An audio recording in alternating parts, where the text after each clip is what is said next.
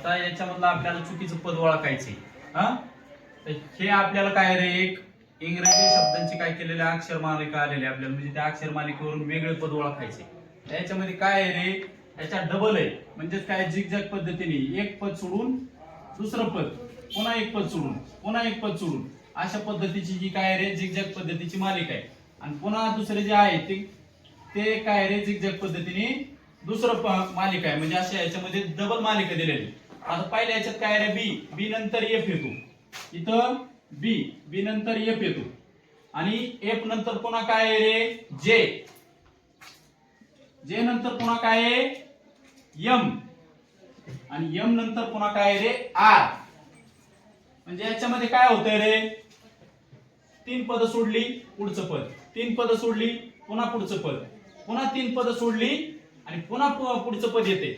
पण तोपर्यंत आपण खालची एक दुसरी मालिका पाहू. त्याच्यामध्ये काय रे, बी नंतर आर, हे काय उलट जाते, झेड कडून ए कडे जाते. पहिल्या मालिकेमध्ये काय रे, ए कडून झेड कडे येते. पहिल्या याच्यामध्ये काय होतंय, अगोदर आपण पहिल्याच पाहू.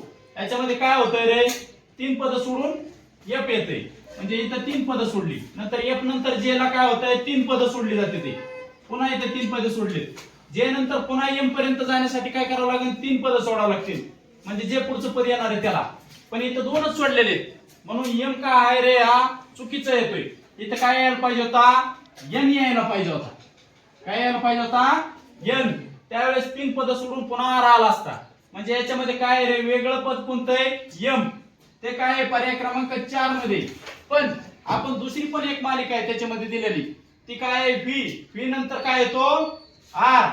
म्हणजे व्ही नंतर आर येतो, आर नंतर पुन्हा काय येतो, एन. हा एन येतो, आणि एन नंतर पुन्हा काय रे, जे. हा जे. म्हणजे याच्यामध्ये काय उलट्या पद्धतीने चाललेलं आहे, झेड कडून ए कडे. पण याच्यामध्ये पुन्हा तीन तीन पद सोडत जाते. व्ही नंतर आर येते, पुन्हा तीन सोडली, पुन्हा तीन सोडल्याच्या नंतर एन येते, एन नंतर पुन्हा तीन सोडल्याच्या नंतर काय येतं रे, जे येते. म्हणजे ही खालची जी मालिका आहे त्या साईडची, इथं प्रत्येक ठिकाणी काय केलेलं आहे रे, तीन तीन सोडलेले. इथं दोनच सोडलेले, इथं 4. म्हणजे ह्याच्यातलं वेगळं काय येतंय, एम हा वेगळं पद आहे, तो पर्याय क्रमांक 4 मध्ये. समजलं का? म्हणजे वरच्या दिशेने एकदा झिगझॅग पद्धतीने चाललेलं आहे, म्हणजे एक पद सोडून पुढचं, हे पुन्हा एक सोडलं पुन्हा पुढचं, म्हणजे अशा पद्धतीने डबल सायकल याच्यामध्ये या प्रश्नामध्ये दिलेले आहे. आणि याच्यातलं वेगळं कोणतं आहे रे, पर्याय क्रमांक 4. आता याच्यामधलं काय करायचं रे, आपल्याला वेगळं ओळखायचे. आता इंग्रजी अक्षर मालिका आपल्याला दिलेली आहे, आणि याच्यामधून काय करायचं रे, कोणतं पद याच्यातलं वेगळं आहे ते आपल्याला ओळखायचं. त्यासाठी खाली आपल्याला पर्याय दिलेले आहे, त्या पर्यायामधलं 4 पर्यायामधलं वेगळा पर्याय कोणता आहे ते आपल्याला काय करायचं आहे, ओळखायचं आहे. आणि तो कशाने ओळखणार आपण, ही अशा पद्धतीने एबीसीडी लिहायची, इथपर्यंत एम पर्यंत असे 13 अक्षर लिहायचे, आणि नंतर एन पासून झेड पर्यंत उलटे असे 13 अक्षर लिहायचे त्याच्या खाली. मग काय आपण कशा पद्धतीने पाहणार आहे, त्याच्यात डी नंतर जी येतो, मग डी कुठे आहे, इथं. त्यानंतर जी कुठे आहे, इथं. मध्ये दोन पद सोडून दिलेली. नंतर काय रे, के. नंतर एम. त्याच्यानंतर येतो पी. त्याच्यानंतर येतो यस. आता याच्यामध्ये बघा बरं, एक फिक्स सायकल आहे, दोन दोन पद काय केलेले त्यांनी सोडलेले.